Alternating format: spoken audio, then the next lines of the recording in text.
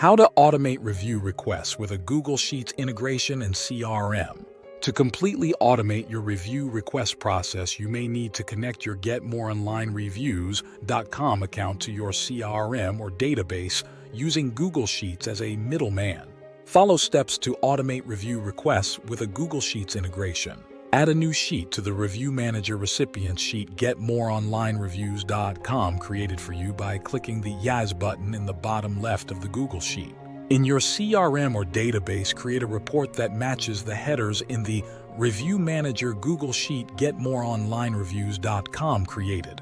Integrate this report into the sheet you added to ReviewManager Recipients. For instance, utilize Zapier to integrate your CRM report with this Google Sheet. Once your CRM's report is integrated into the Google Sheet, copy the data from the newly created sheet into the Recipients List sheet. A.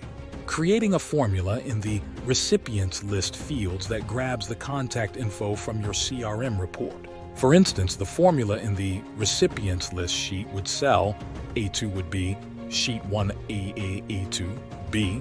Then drag the highlighted cells on the Recipients List sheet so it populates all the customers from your CRM report onto the Recipients List sheet.